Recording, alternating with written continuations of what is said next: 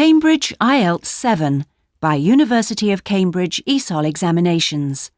Published by Cambridge University Press. This recording is copyright. CD 1. Test 1. You will hear a number of different recordings and you will have to answer questions on what you hear.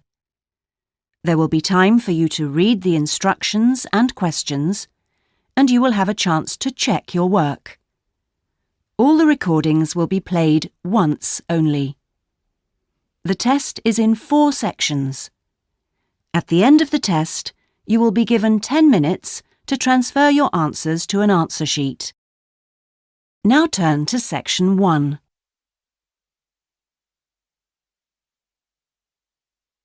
Section 1.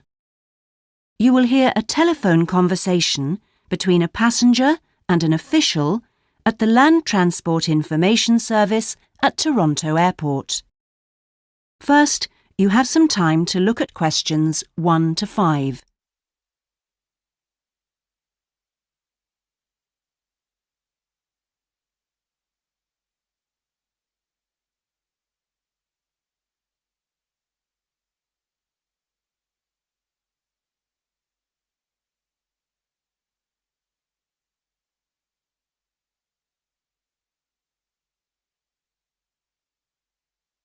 You will see that there is an example that has been done for you.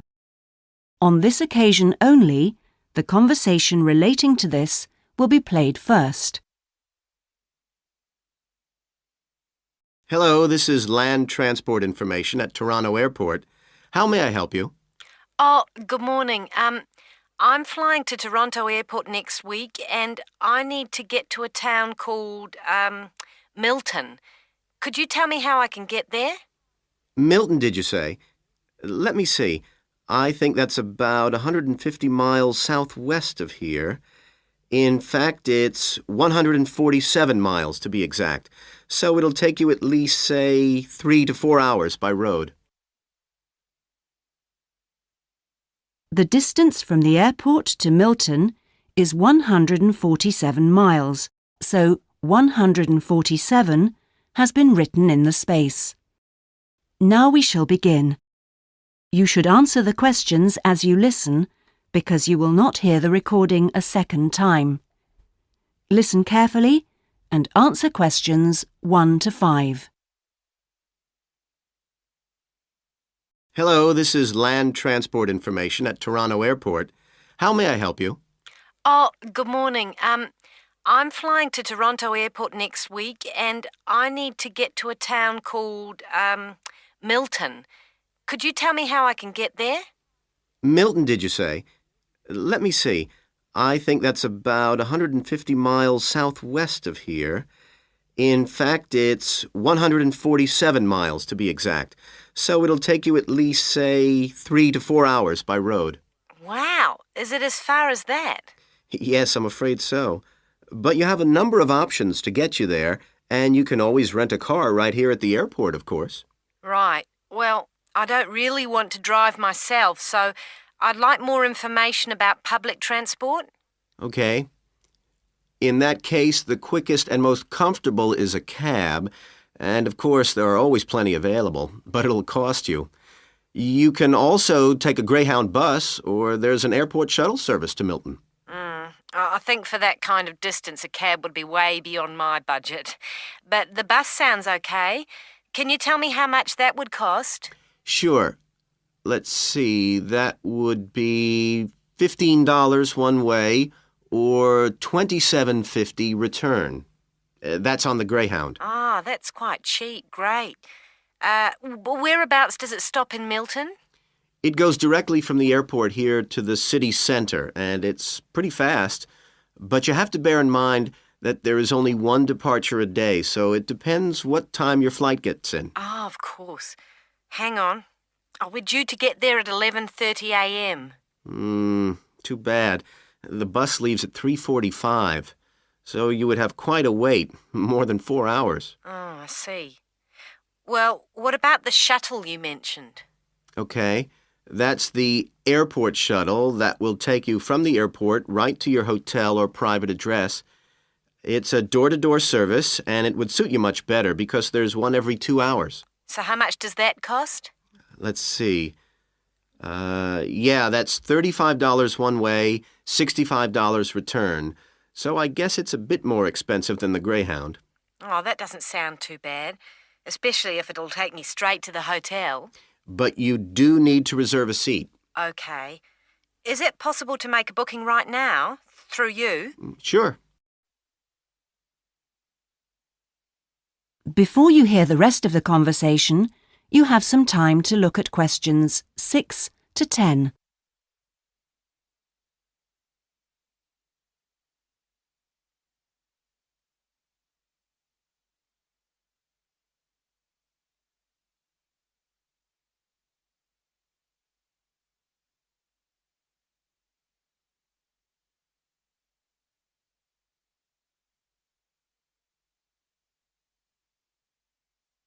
Now listen and answer questions 6 to 10. Okay, I just have to fill this form out for you. So, what date do you want to book this for?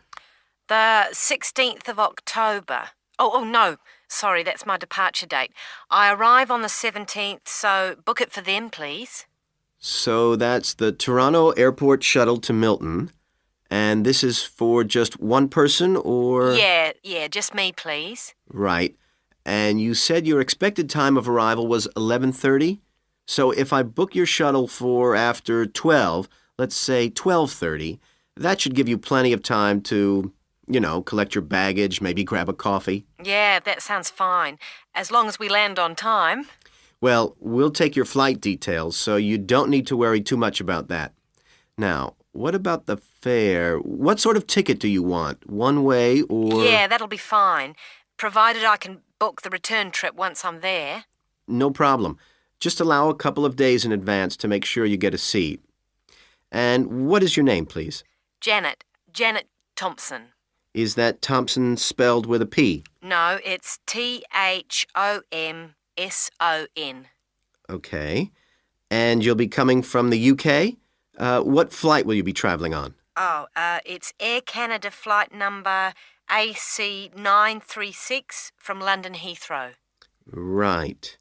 Now, do you know where you'll be staying? We need to give the driver an address. Yes, it's called the Vacation Motel, and I think it's near the town centre. Anyway, the address is 24 Kitchener Street. That's Kitchener Street. That's fine. Right, so that's $35 to pay, please. Have you got your credit card number there?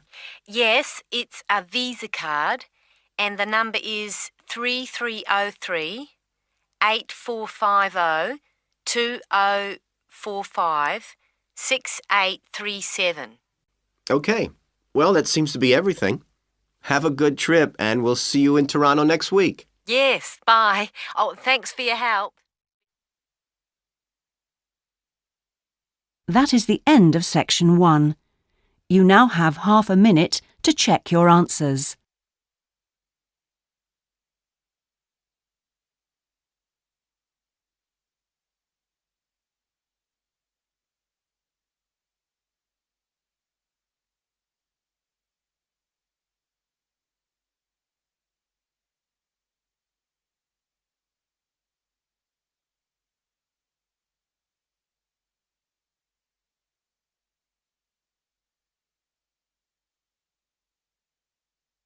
Now turn to section 2.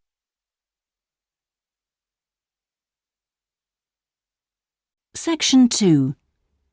You will hear a representative from a holiday company called PS Camping giving a talk about the holidays the company organises. First, you have some time to look at questions 11 to 16.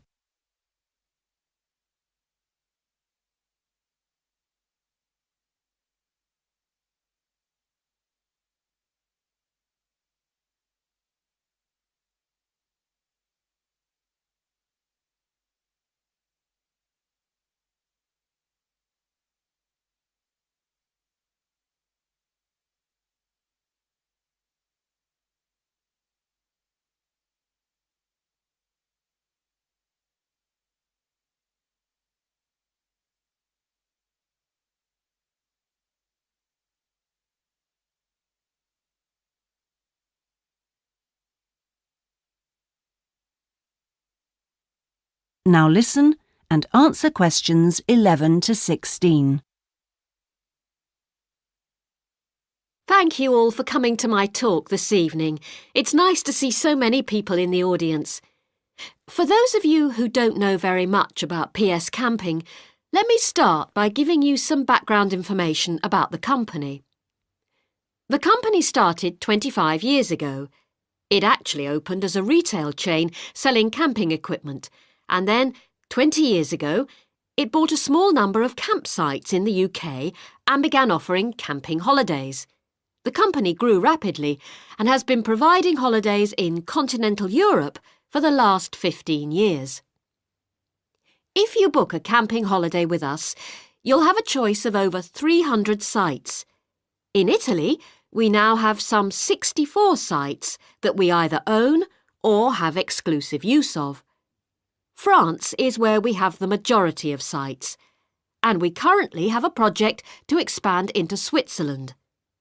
We also have a number of sites in northern Spain, particularly in the mountainous region of Picos de Europa.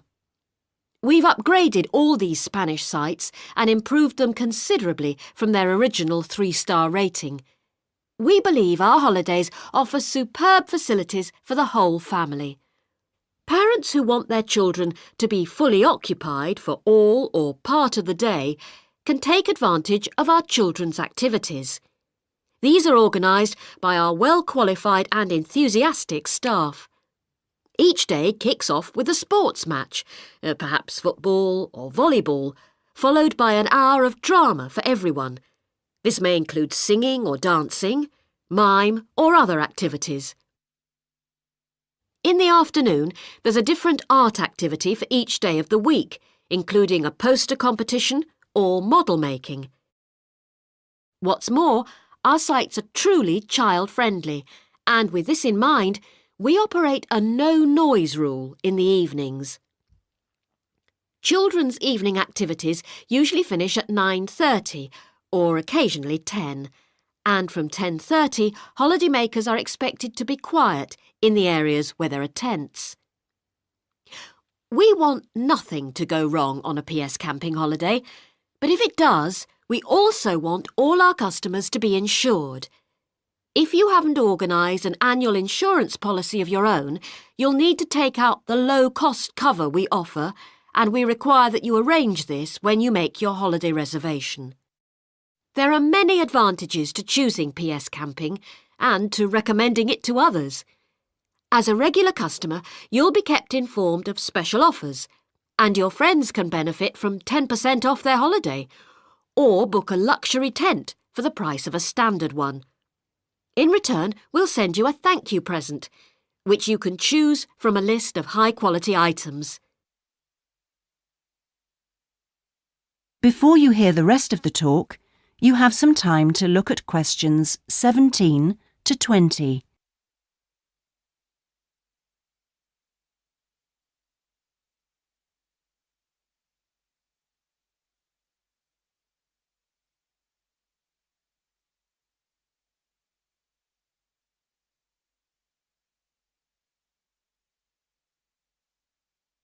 Now listen and answer questions 17 to 20. When it comes to our tents, these are equipped to the highest standard. We really do think of every essential detail, from an oven and cooking rings fuelled by bottled gas to mirrors in the bedroom areas. If you don't want to cook indoors, you can borrow a barbecue if you ask in advance for one to be made available. And there's even a picnic blanket to sit on outside your tent. Inside, a box of games and toys can be found, and children's tents can be hired if required. All tents have a fridge, and if you want to spend the day on the beach, for example, ask for a specially designed PS Camping cool box, which will keep your food and drinks chilled. There are excellent washing facilities at all our sites, with washing machines and clothes lines in the central areas, along with mops and buckets in case your tent needs cleaning during your stay. All sites have a cafe and/or a shop for those who'd rather eat in than dine at a local restaurant. That is the end of section 2. You now have half a minute to check your answers.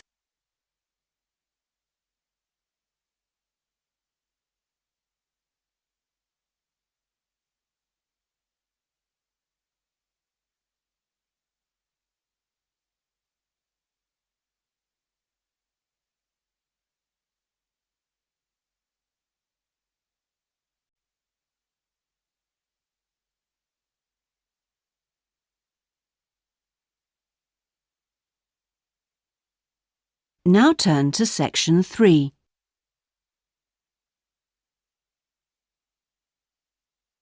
Section 3. You will hear a tutor talking to two business students called Philip and Janice about their research on managing individuals. First, you have some time to look at questions 21 to 23.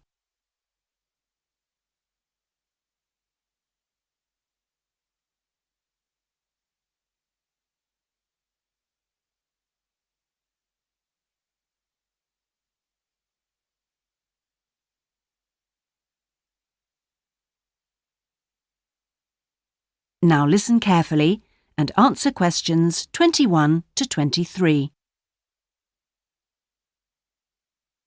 Well, you've both been looking at different styles of managing individuals in companies and the workplace. How's the research going, Philip?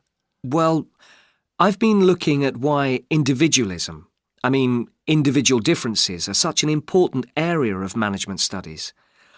When you think about any organisation, be it a family business or a multinational company, they're all fundamentally a group of people working together. But it's what these individuals contribute to their places of work that makes you realise how important they are. Of course, they bring different ideas, but it's also their attitudes and their experiences of learning. Diversity is important in these areas too. So why do people behave so differently from one another at work? There are lots of reasons, but research has shown that a lot of it comes down to personality. And the other factor is gender. It's a well-known fact that men and women do lots of things in different ways, and the workplace is no different. Did you look at the effects of this variation on companies? Yes, I did. On the positive side, exposure to such diversity helps encourage creativity, which is generally an asset to a company. But unfortunately, individual differences are also the root of conflict between staff, and they can lead to difficulties for management, which can sometimes be serious. Before you hear the rest of the conversation, you have some time to look at questions 24 to 30.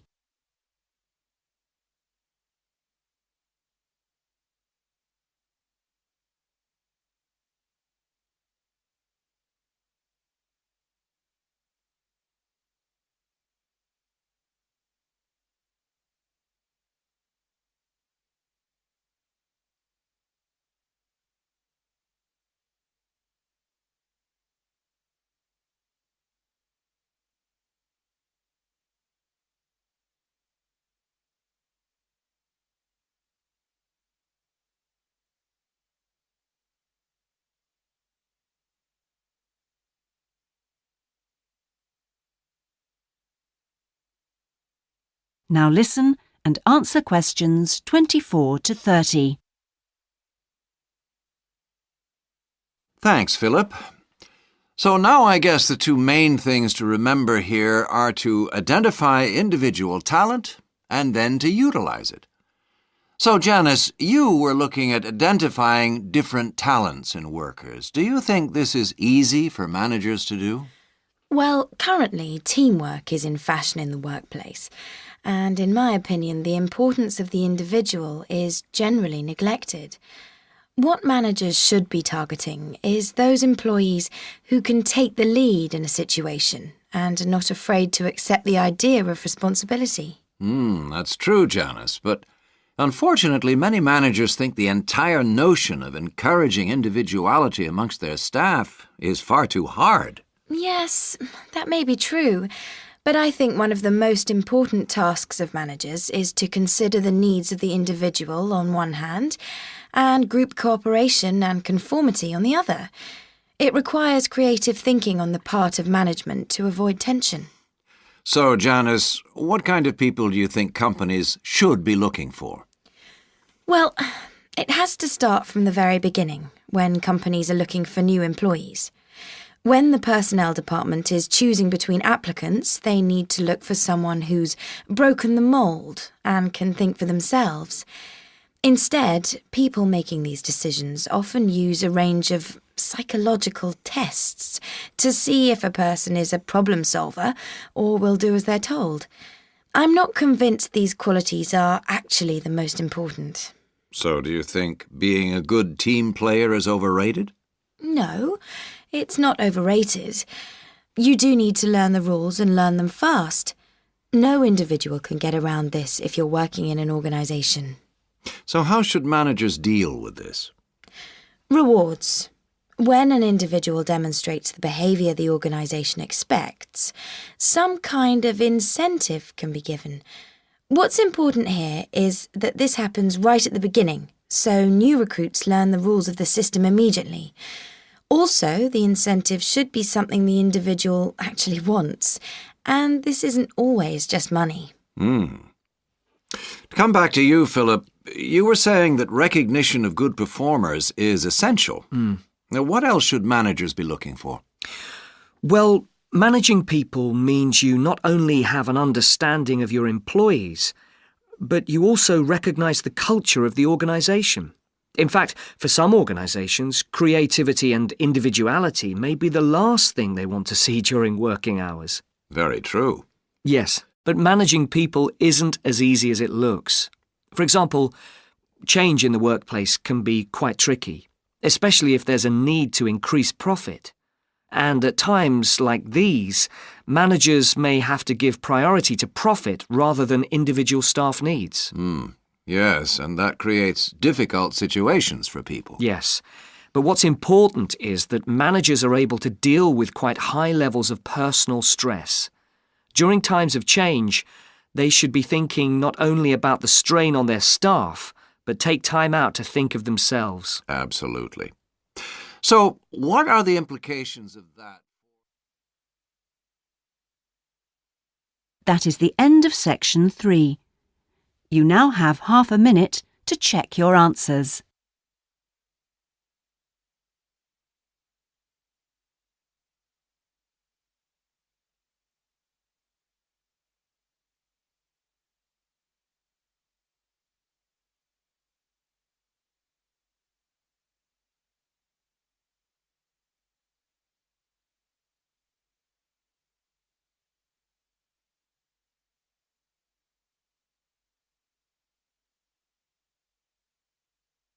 Now turn to section 4.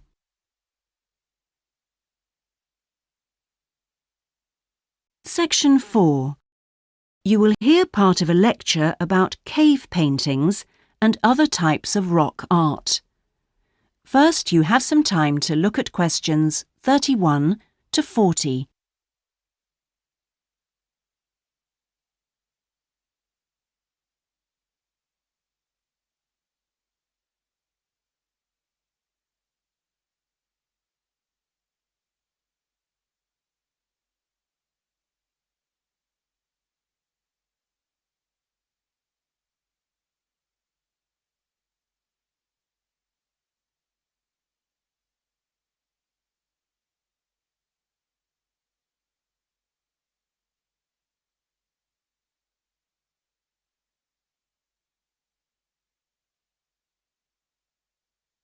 Now listen carefully and answer questions 31 to 40.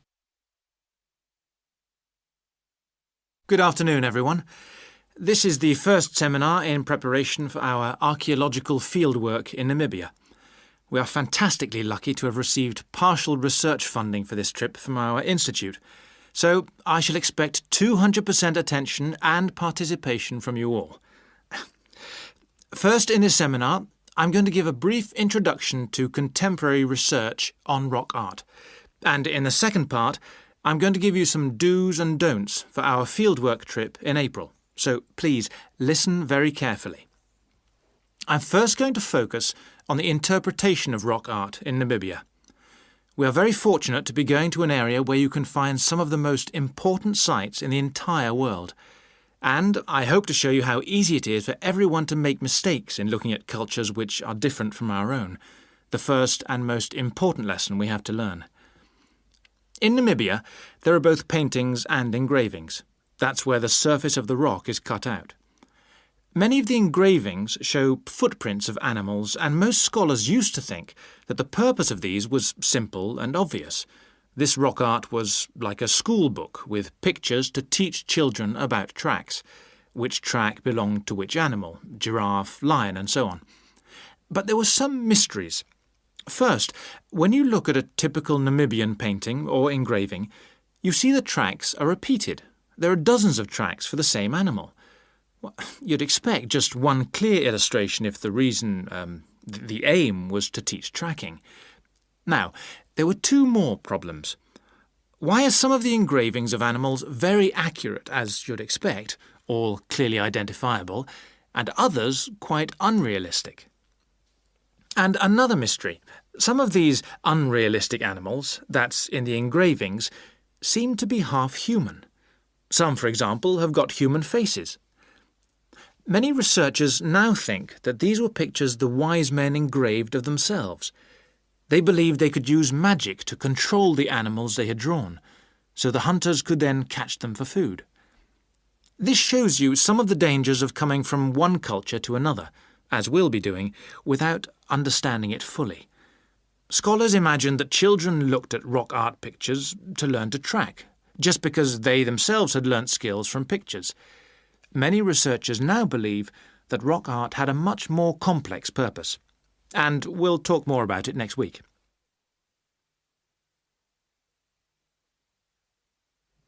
Now, before I invite you to join in a discussion in this second part of the seminar, I'd like to make some very important points about our fieldwork, and in fact any field trip to look at rock art. We're going to a number of sites, and we won't always be together. The single largest problem faced by people who manage the sites is, yes, I'm sure you've guessed, damage caused by visitors, even though it's usually unintentional. Whenever you do go to a site, don't forget you can learn many things from observing at a distance, instead of walking all over it. This can really help to reduce visitor pressure. People often say, well, there's only 2 of us, and just this one time. But maybe thousands of people are saying the same thing. And then some basic rules to guide you. We'll have our own camp near a village, but remember never to camp on a site if you go on your own. It may be disrespectful to the people of that culture, and certainly don't make fires, however romantic it may seem. It's really dangerous in dry areas, and you can easily burn priceless undiscovered material by doing so. So, how are we going to enjoy the rock art on our field trip? By looking at it, drawing it, and photographing it. Never by touching it or even tracing it. Rock art is fragile and precious. Remember that climbing on rocks and in caves can destroy in a moment what has lasted for centuries. So, no heroics in Namibia, please. Try to be extra careful and help others to be too. Oh, and lastly, please don't even move rocks or branches to take photographs. You should leave the site intact. I'm sure I can rely on you to do that. Well, that's about all I want to say before today's first discussion. But if you have any questions, please ask them now. Oh, and don't forget you'll find some fascinating information about worldwide sites on the internet. Right, first question then. That is the end of section 4. You now have half a minute to check your answers.